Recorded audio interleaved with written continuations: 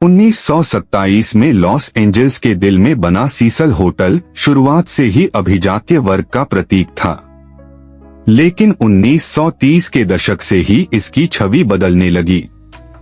1947 में black dahlia कुख्यात हत्या का शिकार एलिजाबेथ शॉर्ट यहां आखिरी बार देखी गईं। 1950 से 60 के दशक में होटल ने आत्महत्याओं का सिलसिला देखा। कमरे 1019 से एक युवती ने छलांग लगाई तो कमरे 1207 में एक व्यापारी ने जहर खा लिया। 1962 में पर्पल होप नामक महिला ने लॉबी में ही खुद को गोली मार ली।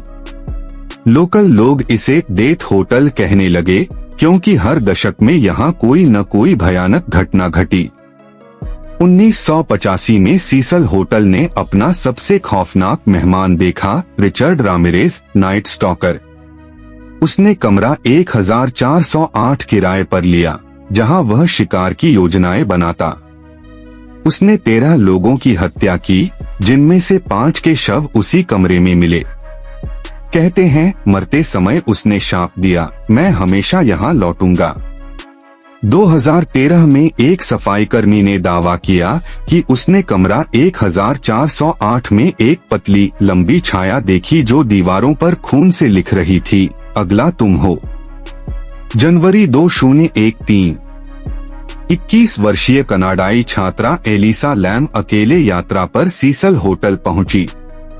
वह बाइपोलर डिसऑर्डर से जूझ रही थी पर दवाइयों से संतुलित थी। होटल के गेस्ट रजिस्टर में उसने लिखा, मैं ला की आत्मा को समझना चाहती हूँ। उसी सप्ताह कई कमरों से शिकायतें आईं, कुछ में पानी नहीं आया तो कुछ में काला गाढ़ा द्रव्य नलों से बह रहा था जिसमें सड़ांध थी। मैनेजमेंट ने इसे पाइपलाइन इश्यू बताया, लेकिन रसोइयों ने बताया कि पानी में मानव बाल तैर रहे थे। 19 फरवरी 2013। गंदे पानी की शिकायतों से तंग आकर एक टेक्नीशियन छत पर वाटर टैंक चेक करने गया। उसने देखा कि टैंक का ढक्कन खुला पड़ा था जो आमतौर पर 30 किलो का होता है और अंदर से बंद होता है। जब उसने टॉर्च की रोशनी डाली तो एलिसा का शव नग्न अवस्था में पानी में तैर रहा था। उसकी आंखें खुली थीं और चेहरे पर भय का भाव था। पोस्टमार्टम में पता चला उसके फेफड़ों में पानी था मगर शरीर पर खरोंचें और नाखून टूटे थे जो संघर्ष का संकेत था। हैरानी की बात, टैंक की दीवारें इतनी ऊंची थीं कि बिना सीढ़ी के कोई अंदर नहीं जा सकता था। पुलिस ने होटल के सीसीटीवी फुटेज खंगाले। 31 जनवरी की रात के 2 बजे एलिसा लिफ्ट में दिखी।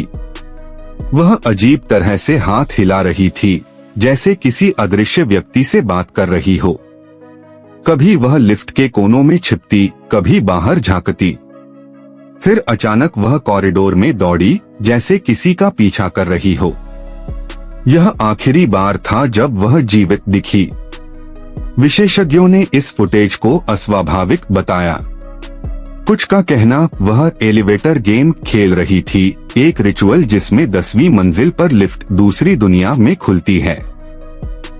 नियम, अकेले लिफ्ट में प्रवेश करो। बटन दबाओ 4, 2, 6, 2, 10। हर मंजिल पर उतरो। 5वीं मंजिल पर एक पत्नी जैसी महिला लिफ्ट में घुस सकती है, उसे कभी न देखो। 10वीं मंजिल पर लिफ्ट खुलेगी तो तुम भूतों की दुनिया में हो। शायद एलिसा वापस नहीं आ सकी।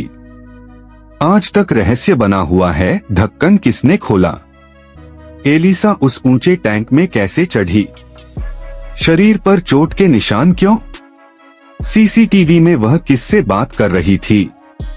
कुछ सिद्धांत, होटल स्टाफ की साजिश, एक कर्मचारी का पिछला रिकॉर्ड खराब था।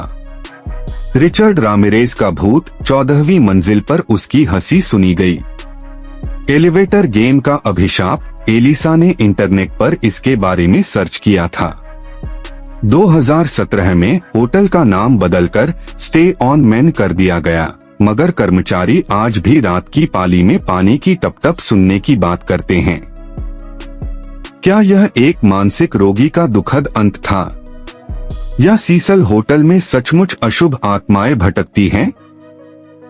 शायद सच वही है जिसे हम मानने को तैयार हैं। पर एक बात तय है, एलिसा लैम की आत्मा आज भी उस टैंक में फंसी है, क्योंकि उसकी डायरी के आखिरी पन्ने पर लिखा था, मैंने दरवाजा खोल दिया, अब कोई रास्ता नहीं बचा। अगर आपको यह कहानी डरावनी लगी तो खूनी मंडेज सब्सक्राइब करें। हर सोमवार मैं आपके लिए एक नया रोंगटे खड़े कर देने वाला रहस्य लेकर आऊंगा। नीचे बेल आइकन दबाना न भूलें, क्योंकि कुछ सच्चाइयां इंतजार कर रही हैं।